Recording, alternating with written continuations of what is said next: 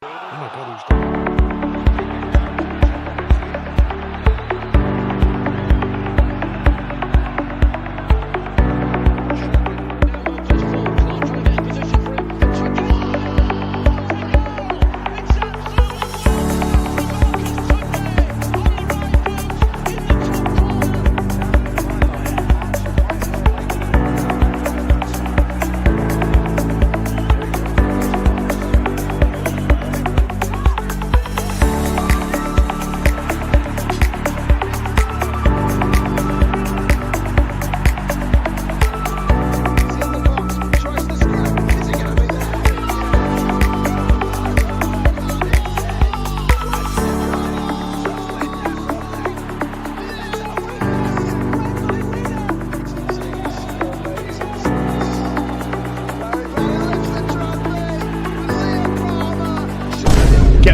Hold tight. Hold on to your hats, boys. Libos. Hello, good evening, and welcome to another episode of the Wednesday Week. Just what the flipping Nora are you all lot doing? I'm still in there. I'm still right behind him. It was just a very well thought out tactical plan by Danny. I want go! I can literally feel the steam coming out your ears. So it's like a fun little post-game snack.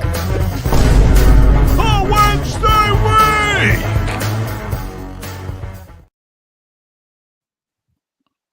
Hello, good evening, and welcome to another episode of the Wednesday Week. This week we've got two fixtures to get through, one against Swansea and a really miserable one because it's Coventry, and regardless of the result, it's already miserable. Tonight joining me, I've got John, I've got Ash, who's going to be manning the comments, and also I've got former podcaster, now turned current podcaster, Blair Hardman.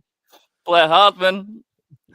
And I am the God of Hellfire, and I invite you to burn. So join us this evening. Don't forget to get involved. There's a lot to get through tonight, ladies and gentlemen, so let's do it. Now, John, how was your weekend? All right, yeah? Yeah, all right. Obviously, the disappointment of the game, as we'll get to. Just wish it'd warm up a bit. Get a bit fed up with this coat now, I know, innit? Can we have a bit of warmth, Ash, I've had to put the heating on. Too much money, you Daniel. Have you relented yet, or are you still making the kids walk around and put a big jumper on? Yeah, no, the heating's on. Much to my dismay, mate. Much to my dismay. Blair, it looks like Blackpool Illuminations at your gaff. Are you flogging money on the electric bill or what? Oh, well, you just spend what you want, don't you? Little chance here, eh? Wow. All right, John, let's get into it, right? So, midweek, we're up against Swansea. How did you feel going into this one? What did you think? We're going to smash them, weren't we, right? I felt very confident facing Swansea. I don't think they're a team that have been on a particularly good form. I think they were struggling. I think they've since sacked the manager, haven't they, as recently as today. So, we've got a bit of a habit of doing that, haven't we? Curse for some managers. So I did feel quite confident leading into the game. I did also feel it might be scrappy, not least because it's just one of them, tough place to go midweek. We've not had a great record. I don't think we'd won at Swansea since the 80s or something ridiculous. So probably at the old stadium then. It was 41 years. We've only beaten them once in 4 decades. And John was confident. He's confident, mate. I was still confident because Swansea were that bad, and I thought, you know what, we're breaking records. Danny doesn't do hoodoos, and he breaks. Danny doesn't do hoodoos. Hoodoos. We've already come up with a name for the show, John. I feel like we've missed out on a banger there, mate. I feel like we've missed one. Yeah. But yes, you're right. It was 4 decades since it happened. Blair, here's the lineup for you, bro. So Beadle, Valerie, Ihekwe, Lowe, Johnson, Charles, Ingleson, Patterson, the Gas Man, Windass as captain, and Ike Ugbo. Now, defence is what it is, isn't it? On Windass as captain, I think he's been brilliant since he's been captain. You reckon? I don't know. I feel like he really took it on. Like he's really proud to be the captain of our club, I think. You reckon? Because Yeah. I feel like right. This is going to sound mental, but I text the lads and said, I'm done with Windass, me. He does missing, he's bloody rubbish.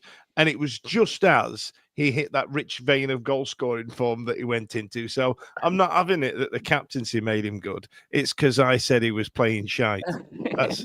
I'm done with him. Has he scored since the goal against Derby? I was trying to think this. I don't think he has. I want to say yes, but I don't have the raw data in front of me. And I'm a stats man, Blair. I'm a raw data man.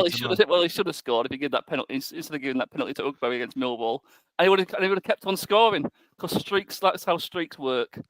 Well, let's get into the highlights of the Swansea game, because there was one from, I think it was Marv, who got it to Windass and ended up blazing one wide on the left hand side, didn't he? I think you've been a bit what's the word? Positive there, Dan. Get into the highlights of the Swansea game. It weren't a classic, were it, mate? No. It really was a resistible force against a movable object. It was that.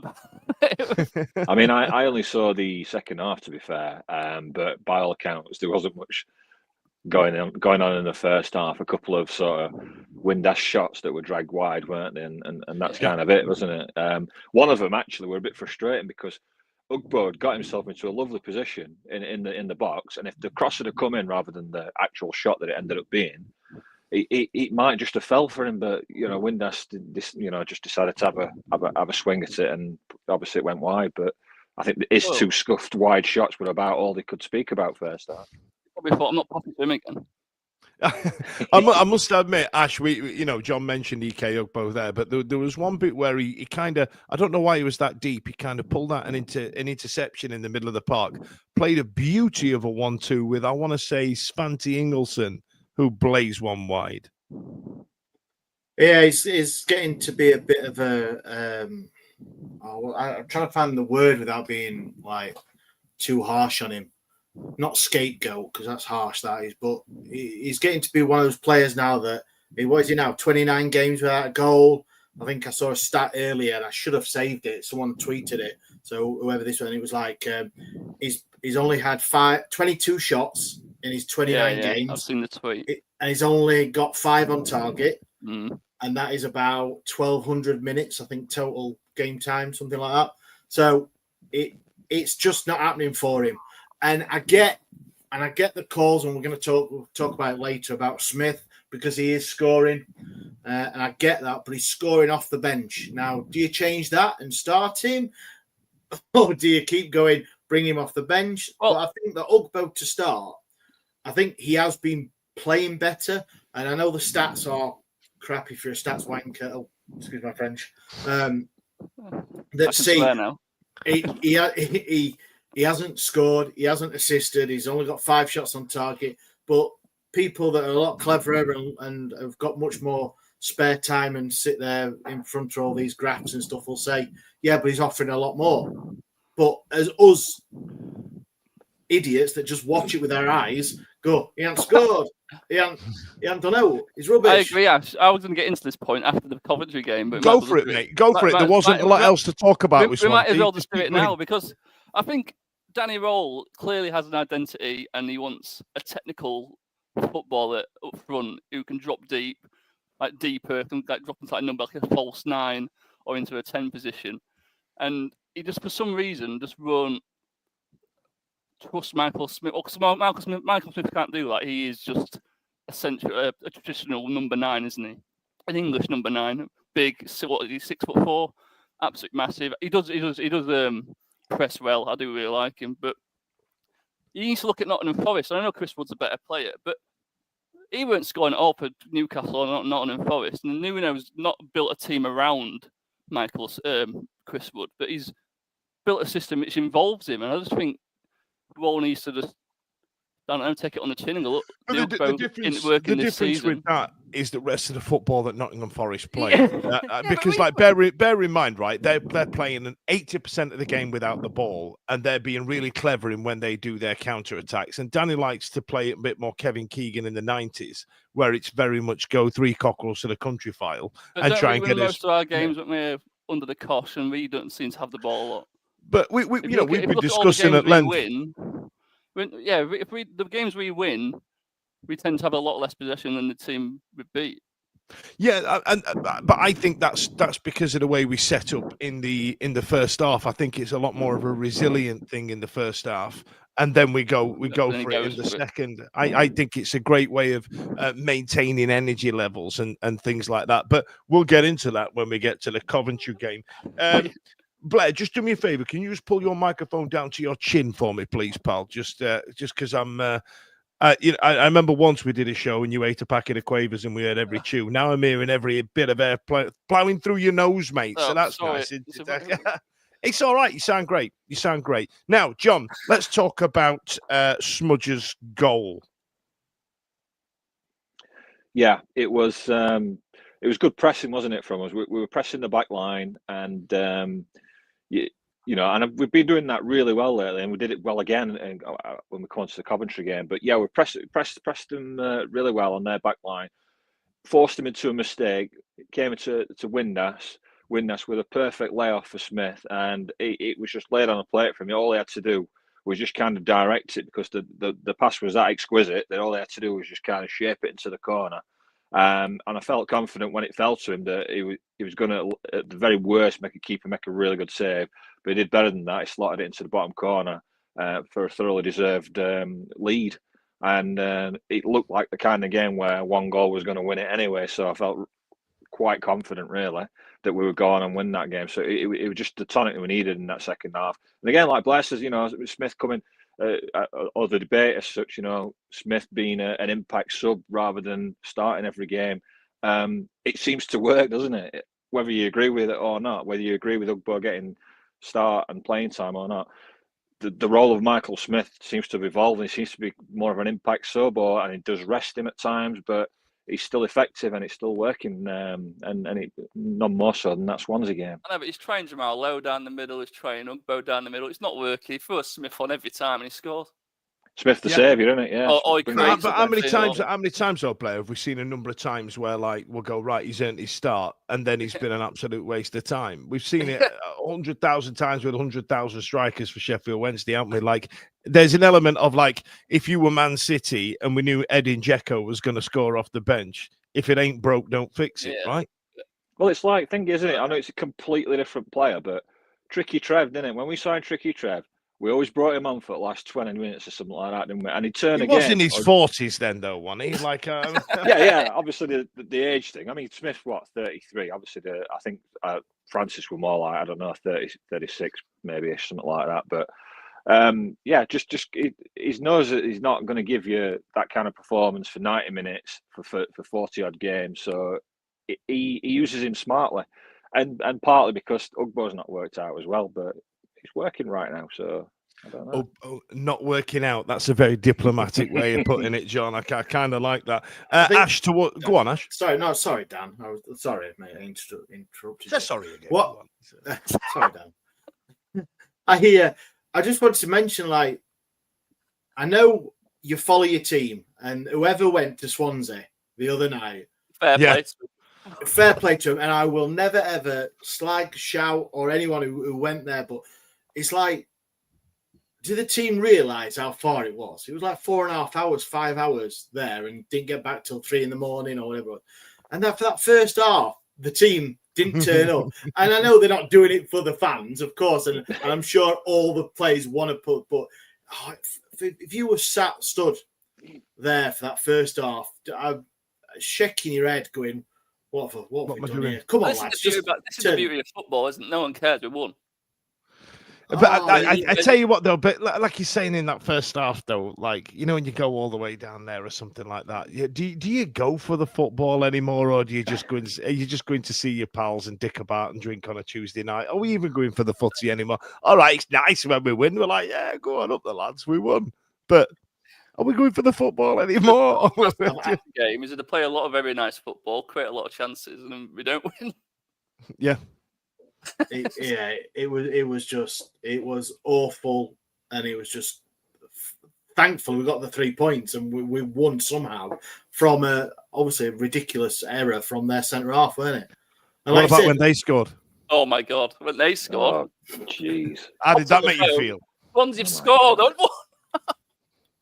how did it make me feel? Nearly Yeah, chucking because I didn't go because I wasn't. Yeah, you're not an idiot. Yeah, well, yeah. I'm not a proper supporter, Daniel. That's what it No, is. mate. And I work in the morning at after o'clock. You know what you're saying there, though, Ash, about turgid first half. Dan saying, "Are you really going for the football?" The players at some point must feel safe because I don't know how long it is on the coach to Swansea. It's South Wales, isn't it? So it might be 3 hours. You know what I mean? So they must be thinking, One rest. Yeah. It might be more, might be 4, like I said, but I wonder if players feel it as well. Like, I can't be bothered sitting on the coach. I tell you what, John. Actually, right, it's interesting you brought that up because last week there was a bit of Sheffield Wednesday news about the fact that we'd hired a sleeping coach, a coach in which you can sleep on, right? And my first thought when I saw that was, they don't have one already. Like we've been going down to Plymouth. What we've been going on? Like one of those awesome cats or something, or one of those pump trucks that you get. Like what? Scooter. Like what do you mean that they can't sleep already? Does it mean like they've hired like one of them fancy take that style tour buses or something like that with the little curtains where they get the groupies in? Is that what they've got? Exactly. That. In a former life, I used to work on them sorts of. Oh God, of course you did. Ash. Tell me about that. Come on, we'll get some inside knowledge here. Hang on, quick. Let's get something going quick. Hot topic. Ladies and gentlemen, today's hot topic is talking about bus electronics. Go on, Ash, tell me things. No, it was not anything. It's just basically they're the most uncomfortablest thing ever. Never no more. There's no room, or it might just be me and not like a 10-stone footballer svelte thing. It's just a bloody 20-stone electrician that's rolling around on it. But they're not very good, mate. That was about 25 years ago when you and I used to do a lot of midweek drinking back then. Have you managed to test out these beds and have yourself a little nap while you were supposed to be working? Is that what you're telling me? Yeah. Saturday morning overtime, hungover it was, yeah. The rumour mill. Sorry, Ash's old boss. Like, you know what I mean? Right. Swansea was shit. Let's move on. They equalised. It got disallowed. Let's move on. Listen, Blair, we played Coventry for the 17th time in Go to the comments. Go to the comments. Do you want to go to the comments? Have we got comments to look at, Ash? Have we got any in? What we got? Not really, no. Have we got? There's one there from Gamer. No, Sherman. Yeah, that's in it. We've got one there from Craig Hayward that says, begs the question when we're talking about strikers, begs the question, where is McNeil at? I feel like he's not really had, I don't think he's had a fair crack of the whip, if I'm honest. I think that when he played that game against Hull, two beautiful finishes. And I just don't feel like he's had a fair crack of the whip. What's he not doing? Every time they upload a video about training and stuff, and he always smashes it in. I know it's only on the training ground, but it always seems to go in the top corner. I wonder what the issue there is. That's an interesting one for me. But they didn't even send him out on loan in January either. So you just think if you're not going to play it, if you have no intention of playing him at all, might as well send him out. I don't think there's any issue. I just don't think they bought him for the under-21s or whatever it is. They've no intention of playing him. That's what I thought anyway.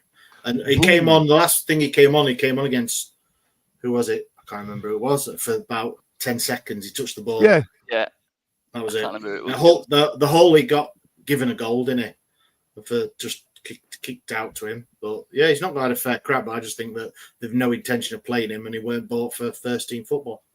Frustrating, especially that striker, if we're not going to give Smudge a crack of the whip, why are we giving the other two? After last season, the success of Cadamartri,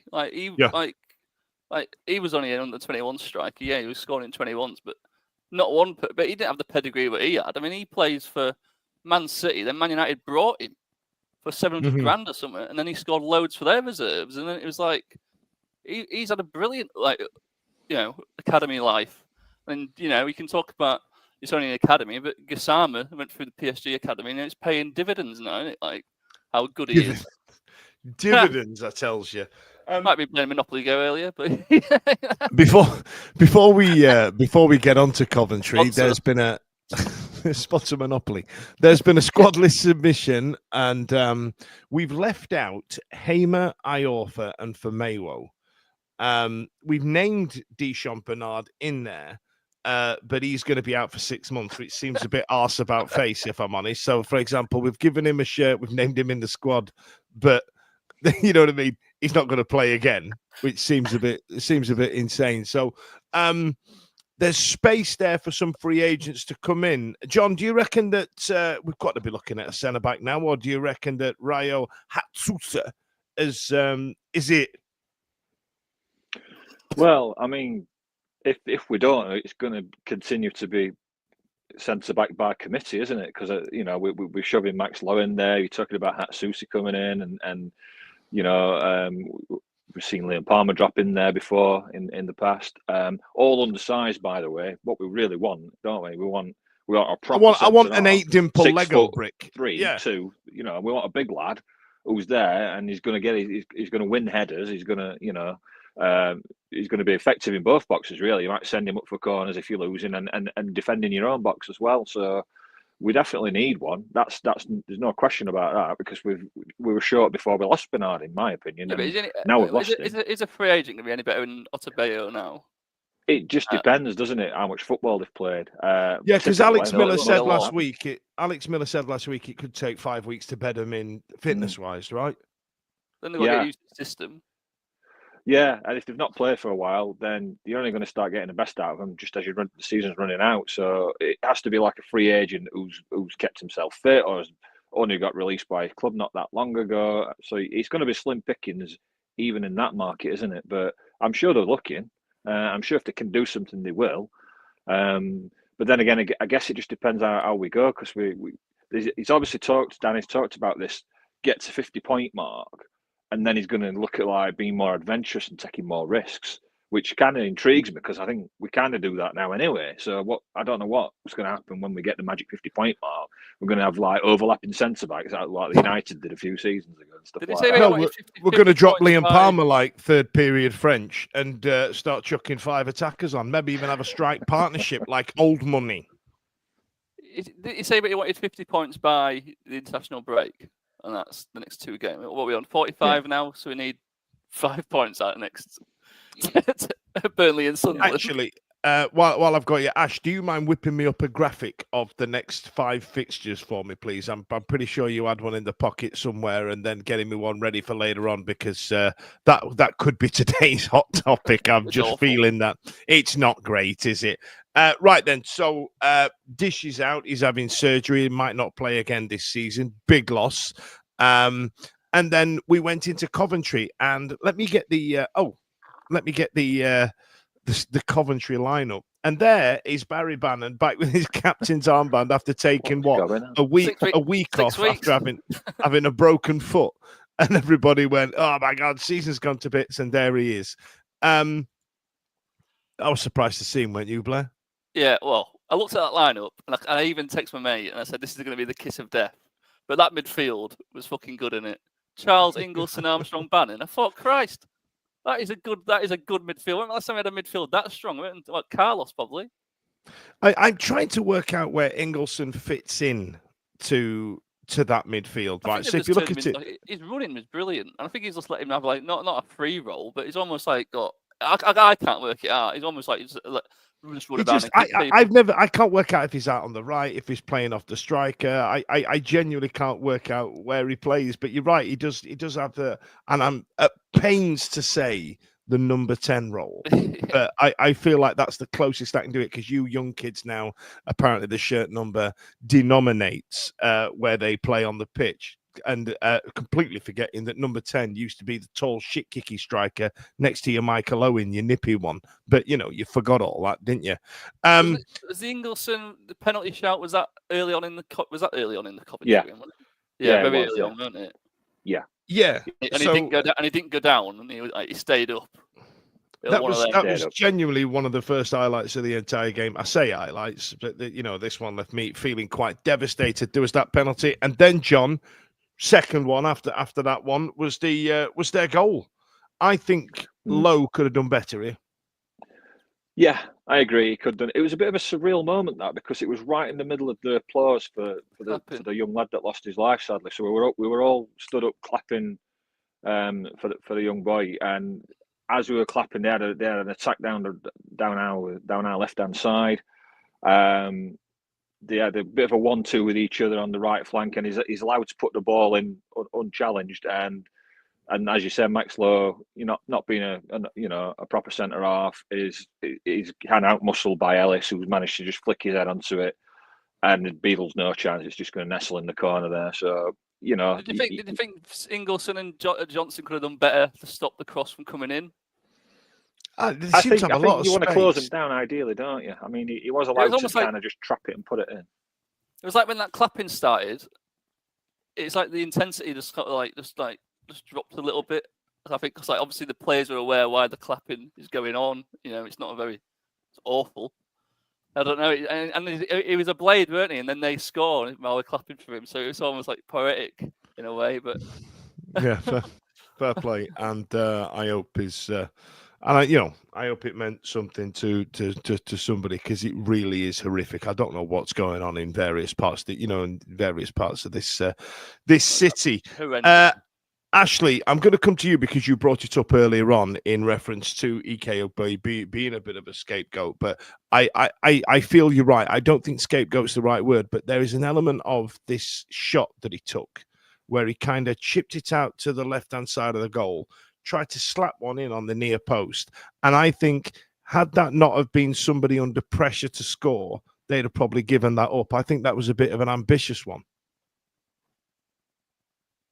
Yeah, it's just not going for him, is it?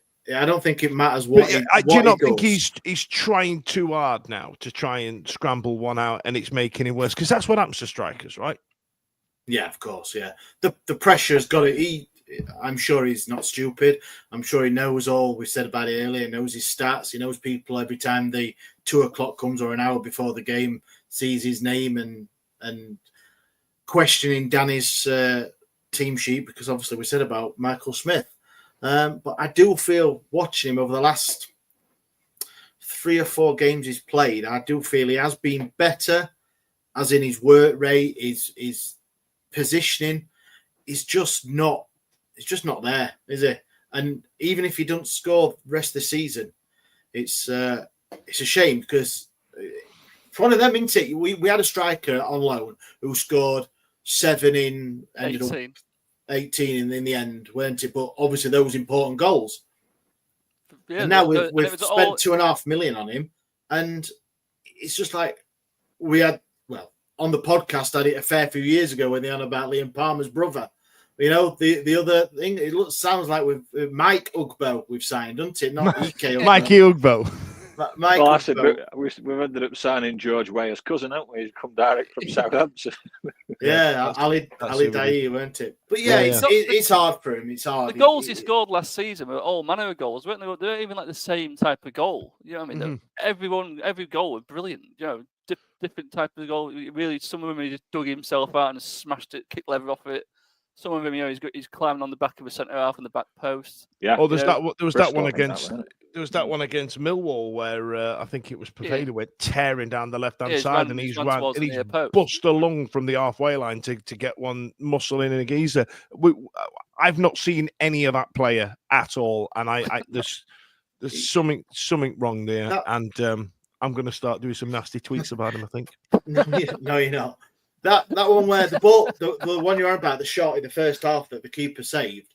The ball came into him, and he turned. He you know what? He didn't lay it off. He actually turned and went towards the goal, shifted it out to the left a little bit, had a shot, and keeper good save. It was easy, really, save for the keeper. Yeah, but it was like he didn't have the. It's not like he didn't have the confidence to try that. Ball comes into him. He didn't just lay it off to somebody else. Like shying away from it. He actually seemed like he got it, turned against the goal, and then went for it. And I'm like, it seemed a bit more it's an hope for me, though. It seemed like if I get this goalwards, it might go in. Yeah, he was going to struggle from that angle, weren't it? Because it took himself too wide to realistically score, unless it's like a Ryan Giggs-esque, into the roof of the net. So, the keeper's got his angles covered, so in the end it was a comfortable save. He had another moment, if you remember, as well in the first half, where the ball come into him in the box, and his first touch were horrific, and it took him too wide, and then he's snatching at a shot to try and try and get one on target, and then there was a bit of a scramble in box, weren't they? Well, Armstrong's picked him out perfect, hasn't he? You can't ask for a better. It didn't visit him. It was you can only criticism it was chest height, but professional striker should be able to control it and hit it. And he's fell over. Let's get to the next point then. So hang on, this is the disallowed one, isn't it now? So Ellis Sims was absolutely having the game of his life somehow. And Blair, I feel he had the right to go for this, but I feel like the manner in which he did it was a little bit like. Really? Go on. If this was against us, I would have been. You cannot say Beale was in full control of that ball. The referee cannot confirm that he had full control of that ball, and it should have counted. And I thought we got really let off there. And I think, we'll get to the winner later. But if that was the other way around, I would have been well pissed off. Really? Anybody else disagree? Anybody see an absolute foul in there? I agree with Blair. I watched it. I know. Make a note of the day and time. I watched it 2030. I watched it a couple of times on the replay, and I agree with Blair. It's not like Beadle's got full control. He's got two outstretched arms, and I don't think he's got two hands on it. From the angle that I've seen on the replay, you don't get them all, do you? But he spills it, and Ellis Sims has got all the right in the world to go for that. I can't see anything. I agree with Blair. If that was against us, we would have been up in arms. I also agree, and I'm annoyed about it. I want to do a bit of it. I want to do a bit of contentious radio. It's annoying because we want to feel hard done by, don't we? But that, in the end, it was them that were hard done by, because that was a perfectly good goal. It should have stood, and it would have been mistake number 2 for Beadle to make his afternoon even worse, wouldn't it? But it was a perfectly good goal. You can't rule stuff out like that. Problem. Like against QPR, when Beadle was sat on, nothing's given. They score. Hang on, Blair.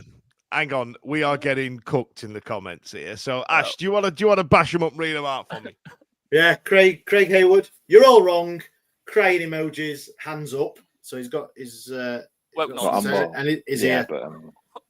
Right, guys. Due to ref watch, he cannot challenge because Beadle has touched the ball, so Ellis can't challenge. What? I don't know what that means. What, he's touched it? Just because he's touched it, he can't challenge? I could touch it with my little finger. Somebody can slide in and kick it out from underneath me. I thought the law of the game was you had to have both hands on the both hands. Craig, you're going to have to show you working on that one. I'm intrigued. If you've got a link for me, let me know, because you might understand it better than I do. J Blogs, it was a foul. Beals had a hand on the ball while it was on the ground. Late and reckless. Now, one hand, I believe if it's one hand, he can go for it, can't he?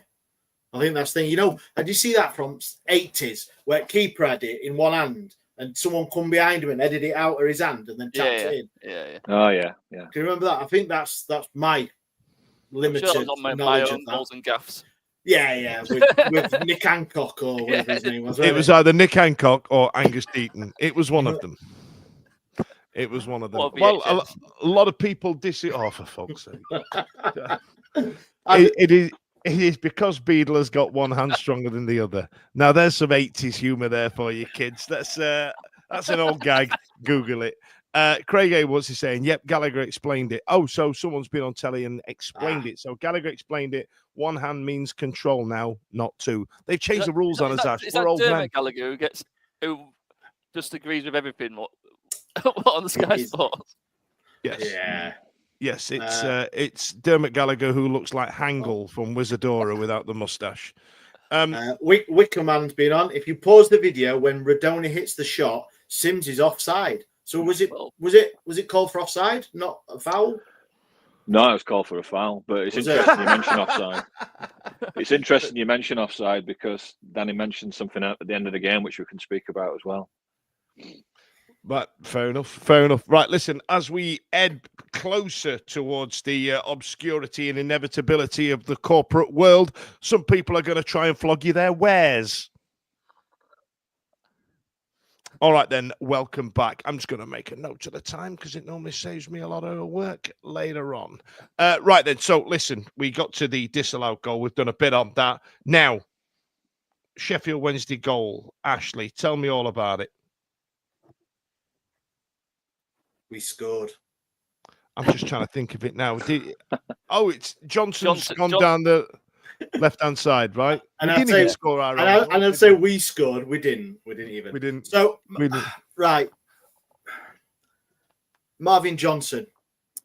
He's not had the best of time in the last few weeks, has he? Maybe a month or 6 weeks, something like that. He's not been at it. He's not been his usual self. So he's the rumour mill. So right. Right. He's not been on his game. He's been accused of obviously lacking a bit of trying. I've seen some of the goals he's been a bit lazy, or he's not been on. But I tell you what, the game on Saturday was one of his best games he's had for a fair few weeks. I thought he was really good. I thought he took it to him, and it was a good cross come shot type thing, weren't it? And their defender was awful, weren't he?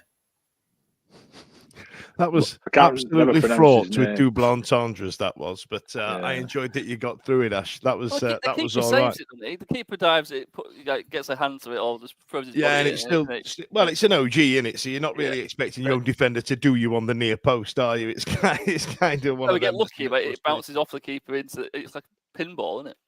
But the weirdest thing, right? And I'm going to put the stats up now. Is Blair, right? The weirdest thing here is that we absolutely battered them. I think there's a comment there, Ash, somewhere saying that this is the seventh time in about 14 months we've played Coventry, and we battered them. We were better. However, there was 3 goals in that game, and they scored all 3, and it kind of annoys me somewhat because it doesn't really tell the tale of the tape. This is the thing. So it's like you look at like the games we played against Coventry last season, and Coventry were far better than Wednesday last season. Every game they battered us. This season, we beat them at their place. It was a scrappier game. This one, we've had 22 shots, but was their keeper keeping him in the game? Do you know what I mean? Were you thinking, this keeper's like having a game of his life? No, and I think I said this to Terry once because I sit near Terry, and I said we are awful at hitting the target, and when we do hit the target, we seem to score, I think our conversion when we do hit the target is flawless. But I know this game, the ones we did hit the target, they didn't challenge, upset the keeper at all. They didn't even challenge the keeper. They were all routine saves. Whereas I don't know if it's a Data Boffins thing. Whereas the only player who seems to want to twat it from outside the box is Windass. Because I don't know if it's like drilled in their heads now. But if you shoot and miss, you could like trigger a counter attack, or you're missing. It's a goal kick. You're giving possession back to them. Yeah, I do wonder if that's something that's coached out of him, because it only seems to be Windass having a dig, and then maybe Barry Bannon if he's on the edge of the D. You know what I mean? He just seems to be in that specific area, and then it's kind of safe to have a shot from there. John, let's look at these statistics, shall we? So battered them on shots, 22 shots, 8 on target. Blair's right that in terms of percentage, that's a poor amount of shots taken actually on target. Shots off 7 blocked. 5 attempts out the box, regardless of, in spite of what we've just said there, and the 3 offsides. We beat them, didn't we? That's the first time we've been playing them, and like I said in the build-up, like we were better than them for the first time in a long time. Like the last couple of times we've played this season, I've been sat there thinking, it's still going to be tough. I was quietly confident about this game that we get something out of it. Yeah, I think we've just been steadily progressing. I mean, they took a new manager on in Lampard, and I think they were 17th when they took over. So they'd started rising up the table under Lampard. They're a team that's still been, had money spent on it from the sale of Jairo Queiroz that they had the season before last or whatever it were. So that Ellis, who obviously scored he was £5 million alone. So squad value, they're well in front of us. But we've been inching closer to them since we've played them before. Our performances have improved, and we looked far better, I thought. Best we've looked against Coventry since we've started playing them again, since we've been back in the same league. I thought we absolutely dominated that game, and For large spells, it was just wave after wave of attack, and the only thing that was letting us down, which is letting us down all season, is final third play. Lots of overplaying in the final third rather than just like being decisive and just getting shots in on goal, trying to walk it in at times, and that's reflected in the stats what you put up there as well. That'll be my next point. Yeah, I just think once we start to be more ruthless, and maybe it's just that the players, he's trying his best, but the players just can't quite ruthless or good enough at this moment in time. But yeah, we absolutely dominated them, Dan, and I think as a Coventry fan, even the most hardened Coventry fan would have to say that we were by far the better side in that game, and they'd have been running onto that coach with a point. You never mind all three. Do you know what I mean? It was just crazy. I tell you what, Ash. Listen, before we get to the big moment of the game, let's go through a few comments. There were some people talking about our shooting prowess in front of goal on the comments. You got one there from Jay Blogs that agrees with Blair. Yeah, Jay Blogs says Blair is spot on. We couldn't hit a cow's arse with a banjo. And Gareth Fox. We seemed allergic to putting our laces through the ball in around their area. We're trying to walk the ball in. And Craig agrees as well. He said, we're going from having our own goal of the season to try to walk in the cries of hit it, fell flat. We are. It was same against Luton. Brilliant outside the 18-yard box. Like passing, some of the passing and going out wide. Absolutely brilliant. But as soon as the fight, like again, cliche, the final ball, when they pass in the box, it's just like they just forget how to pass or something, or just forget how to shoot or something. They do all these great passing, all these movement, flick-ons and all sorts outside the area. But as soon as they get in the final third, they're just, the 18-yard box, they just seem to just capitulate. I don't know what's up. Yeah, there's no balls of quality going onto the edge of the six or the penalty spot, is there? It must be like probability and data, and just like if you shoot in these areas, you're going to have more chance to score. I believe it really is that. I think Danny is a bit of a data boffin. What do you call them, Ash? Stat wankers. Yeah, stats wankers. Yeah, it's hard because you don't want to believe that. You want to believe that any striker, attacking player, any player that's got a shot at goal or tries the chance of a shot at goal takes it. Doesn't matter what the manager has said or the instructions they've got. You just take a shot, don't you? Instinct, hit it, try. But I agree. It just sometimes us as fans is sat in the stands seeing, I could have swung a foot at that. He could have put that in. He could have toe end that. But no, they take another touch or they lay it off, and it must be to the instructions, because you'd think that any professional footballer wants to put a shot on target, wants to get a goal, but if they're in their head all week, they've been coached to do something else, and like Blair says, or play the stats and put it into a certain area, because if it's in that area, we've got a 63.9% chance of scoring if you hit it with your left foot, right foot, or whatever the bollocks is. And all the XP things and all that, it's just shoot, man. Just shoot, isn't it? It's fans, it's frustrating as hell, isn't it? It's frustrating as hell that you see all these XG. Yeah, no one ever gambles the far post either. How many times have you ever shot where we shoot? That's another thing I was going to say, Blair. Just exactly. No one runs in. Just exactly what you're saying, that you see it all the time, especially you'll notice as well, Ash, being on the cup, where it's like exactly what Blair's just saying there. Where's the man gambling that the keeper might spill it and it'll fall back into his path? Or where's the man gambling that on a corner it's going to get headed out to the edge of the box and you can bring it down and have a free shot? It's just little things like that. I mean, we're not questioning Danny. He's a great coach, but I think sometimes forget what Danny says. It's instinct, isn't it? This is what you've got to do as a professional footballer. Think, right, I'm going to run in after this because if he spills it, I'm there. Or, on this corner, right, I'm going to sit on the edge of the box. It falls to me.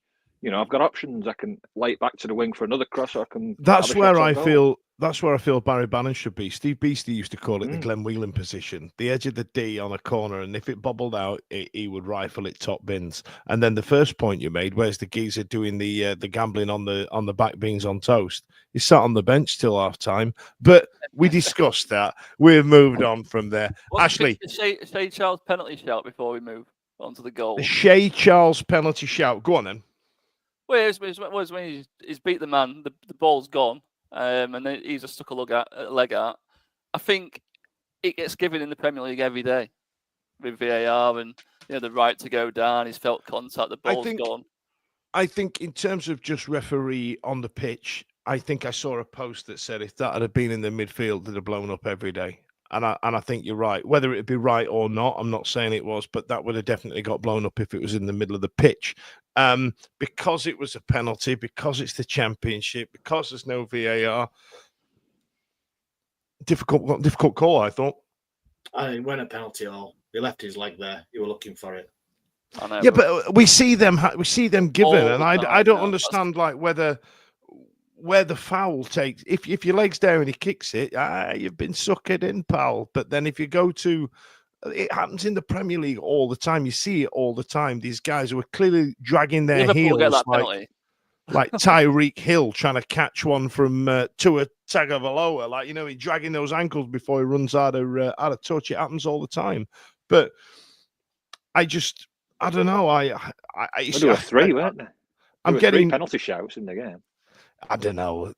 Shouts is Shouts is Alan from Mexborough.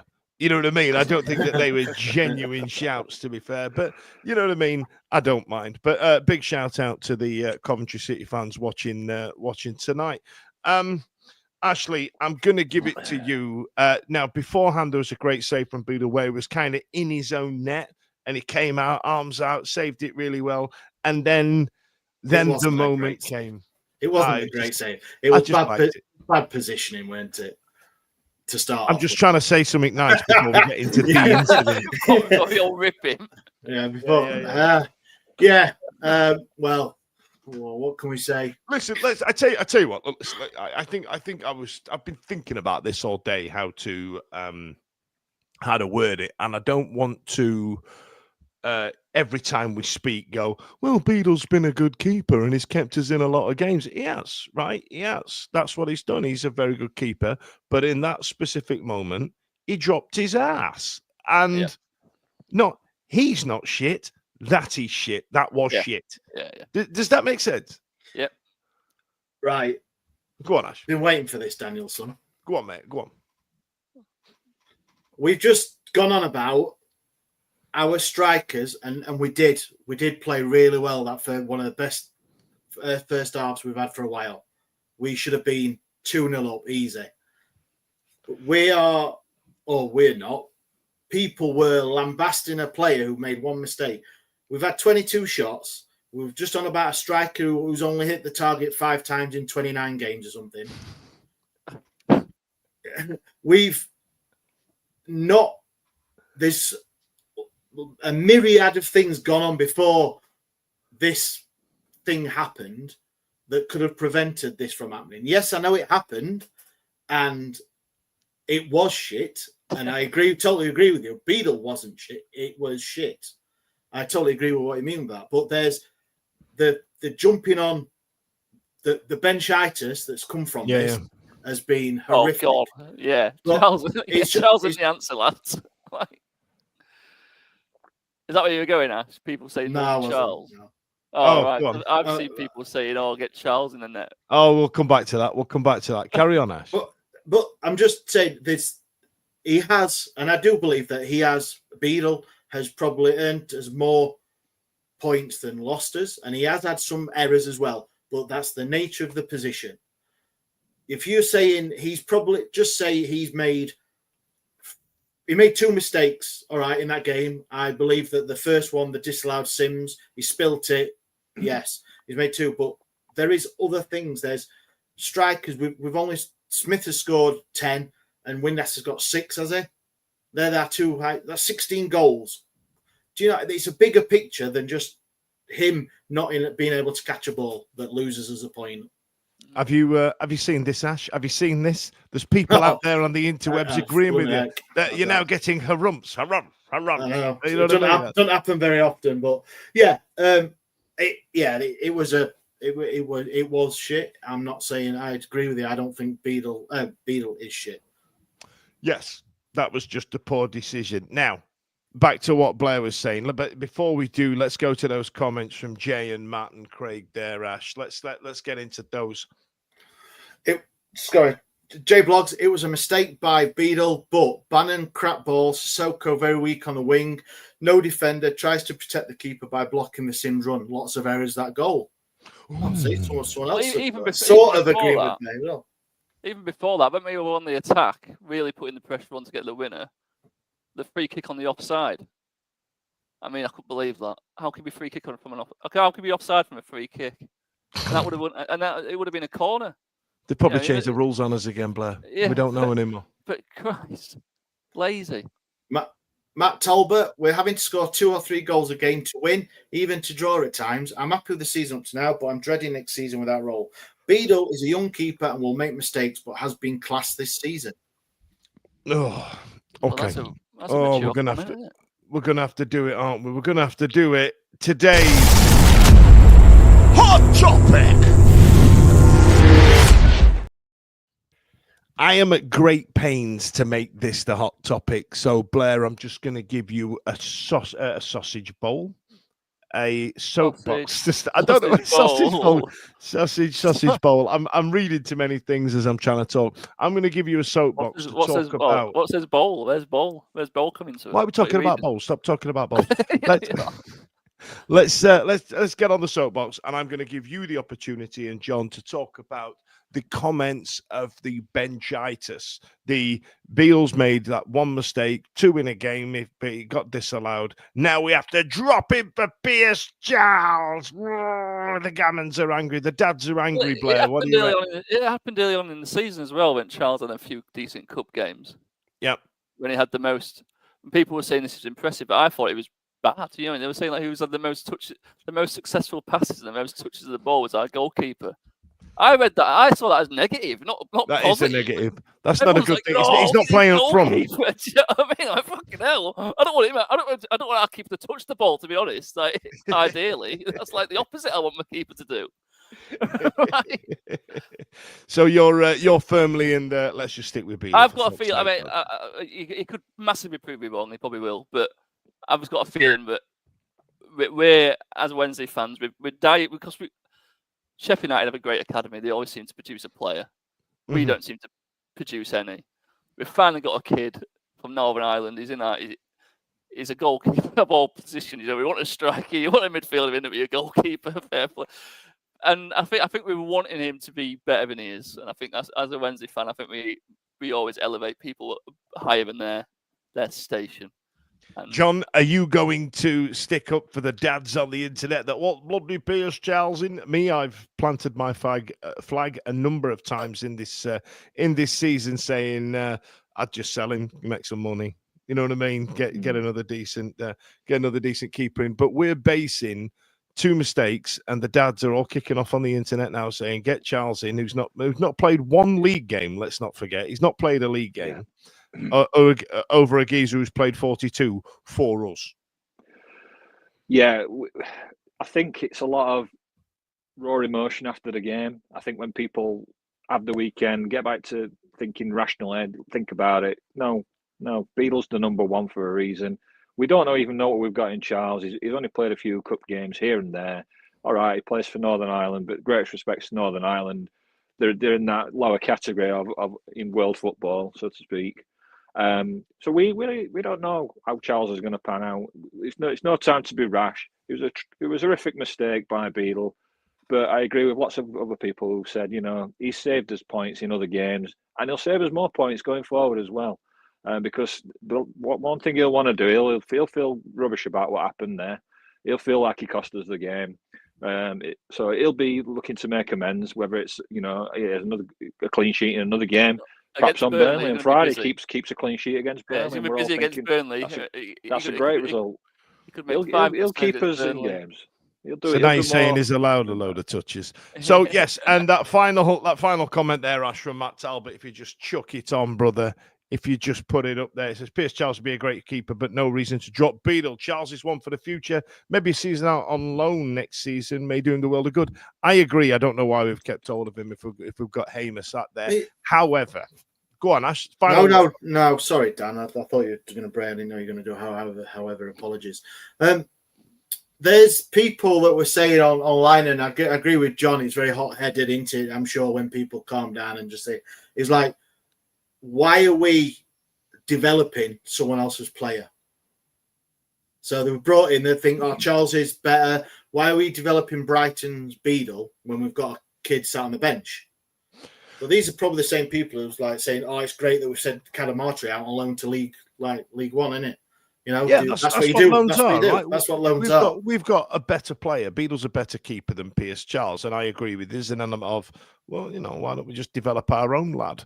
I feel that we should send him out and have somebody else develop him as well, and we'll just all develop each other's keepers.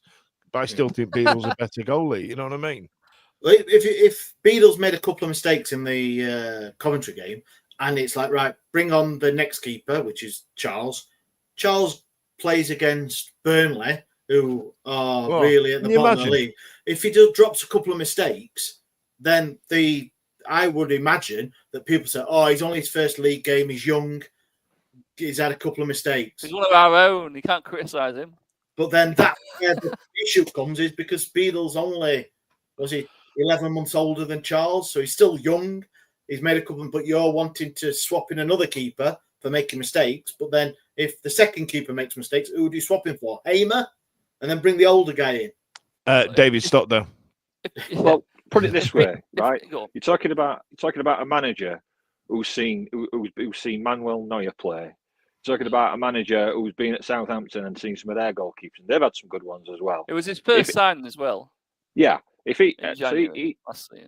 if he thinks that Charles is ready to take over, he'd already be in by now. You're talking about a manager who could spot a player, can't you? Let's be right. So yeah, I trust in Danny's decision right now.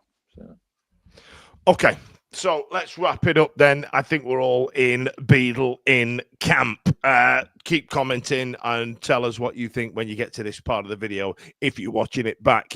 It's time now to come to any other business. And Josh Windass has won goal of the month for his 67-yard schlap against Derby County at home. I don't know why that tickled you, Ash. Am I coming in your ears? I don't know. It was just, I've heard some, Thunder Bastard and Thwonker and also, but I've not heard that one before. Has somebody scored one for Stoke from halfway line as well? I thought I saw something over the weekend that something similar to Josh Windass' goal, but I've not actually seen it. Good. Ex-Sheffield Wednesday player Lewis Baker, apparently. Yeah. We had him on loan under Stuart Gray for about a week. Yeah, for about 5 minutes. And Masaba has returned to fitness, a guy who's been struggling for form this season. So let's hope a period out on the sideline. Someone else to miss the target. Get in. I didn't even realise he was out. I just thought he'd been dropped for being. Yeah, I thought he'd been dropped. I did. Been crap. Yeah. I mean, we had this discussion and we're going over all ground again with Gassama and Masaba. When they first both arrived, Masaba was was up here, weren't he? Gassama was down here, and now it's just slowly just overtaking him and Gassama's thing, and Masaba's just not having the greatest of times, is he, at the minute? So if it was an injury that's been hampering him a bit, a long-term one, and he has had a few games out, then hey, hopes that he comes back firing, because obviously we've now brought in Sissoko, isn't it? Ibrahim Sissoko, who's playing in that same sort of position. There's going to be more people looking for more minutes. So, what was the song that was going as well? Wake me up before you go. Who needs Salah when you got Sissoko? I need Salah. I would much rather. Salah. I don't get that song. I need him. That would be absolutely lovely. And so yes, go on. One John. thing as well, while we're still under an hour. So after the game, Danny Rule spoke about how he thought, penalty shouts, etc., and that we could have and maybe should have won that. Well, we should have won that game, shouldn't we? But he was talking loosely about VAR in the Championship. Now, what he said were, rather than full-blown VAR, one of the things that they considered, and you'll be familiar with this, Dan, being an NFL fan, same as me, is coaches' challenges. So a coach or / manager, whatever you want to call them, gets 2 challenges per game to say, look, I don't agree with that decision. Can you go and take a look? So it's not like everything's brought back to VAR for every decision. The issue with that, though, John, is like, what's the penalty if the call on the field was correct. It's not like you have timeouts to, you know what I mean, to jettison. And my other issue with it is, because it's still the same thing I've got now, is that the best thing about football is that it's just the same across the leagues. The issue being the last 5 years is that in low league football, we've had the most embarrassing thing in sin bins, and at the upper echelons they've got VAR. The game isn't the same now through the pyramid, and that frustrates me somewhat. That's the biggest issue I've got. Until we can get kids on the park playing with VAR, then I won't be happy. And I know that's ridiculous because you've got those VO cameras now, and that's why my Twitter timeline's full of shit. They are doing that method of VAR that John just said. They are doing that in like the FIFA Pro leagues which like not as like affluent and got as much money. So I think like the Sweden top division's doing it.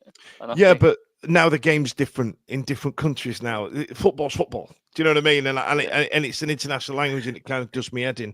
However, big important announcement tonight, ladies and gents. It's Ash's big time of the year. It's your big one, Ash. It's your massive time of the year. You've got some infographics as well. Crack on, my friend. Yes, it's the time that Mrs. Rogers loves. And I'm not saying about Valentine's Day. I'm on about Easter. So, yes, everyone, if you didn't see it last year, we had the first, and I'm going to say it, annual, because it's classed as annual now if we're done it second year. So, annual Wednesday week Easter egg drop. So, yes, for last year we did a egg collection. You guys donated all your Easter eggs to our wonderful charity partners. So we had 3 games last season that you could donate. Unfortunately, we've only got 2 games this year because of the way the schedule's gone. So, yes, I'll just put it up. I know, well, blame something called the... Blame the derby. That's what it is. Here we go. So there we are. So Easter egg drop 2025 is the first donation station. Will be up on Saturday, the 5th of April against Hull City. And then the following week, so it's quite a quick turnaround. We're at home again against Oxford United. So Saturday, the 12th of April, we shall be outside the Megastore again, like we were last year. Come and say hello. Come and meet us. Come and drop off your eggs. Egg donation, not like. And then what we are going to be doing again is we're going to get it. Everyone who donates, we're going to give a giveaway. Last season it was a shirt. We don't quite know what it's going to be this year, but it's going to be equally exciting. So, what we're going to do, we're going to volunteer Blair to go and queue up for you to go and get a pint at half time for the rest of the season. That's going to be the prize. Blair, the pint guy. You know what I mean? It'd be a great prize. People will snap your hand off for it, Ash. Listen, don't forget. Put the graphic up again, Ash. So let's go through that again. So we've got 2 games because we're minus a game this year. Saturday, the 5th of April and Saturday, the 12th of April. Hull and Oxford is when we are going to be collecting the eggs. Don't forget to bring your eggs. All right, then. Listen, thanks a lot for joining us. What I wanted to do is try something different, because if you've got to this part of the show, if you've got to the end, I feel like you've invested. I feel like you've done it. And I want to start a conversation online. So these are our next 5 fixtures. We've got Burnley, Sunderland, Plymouth, Norwich, and I don't know who they are. Next 5, I just want you to comment your points total that you think that we are going to get. Points total. There is 15 available points there from Burnley, Sunderland, Plymouth, Norwich, and so... Disgusting. How many do you think we're going to get? Let's write that in the comments. Listen, thanks a lot for joining us this evening. It's been an absolute pleasure. You lot have been top banana. Blair, it's been nice to see you again. My former podcast, now current podcaster. John, Ash, thanks a lot. And you lot out there, see you later. Every week, live from 8 p.m. It's the Wednesday week. Bringing you football analysis. He came in. I think he scored a goal. Bringing you banter. Yeah. Bringing you responsible life hacks. Met you wonderful souls at 10 a.m. for some shots. The Wednesday week. 1, 2, 3, 4 live. Available on all social medias. Obviously, this goes out on YouTube and as well as all the other social media out there for podcasts, etc. The Wednesday Week 24-25 season. Join us! Put on your podcast!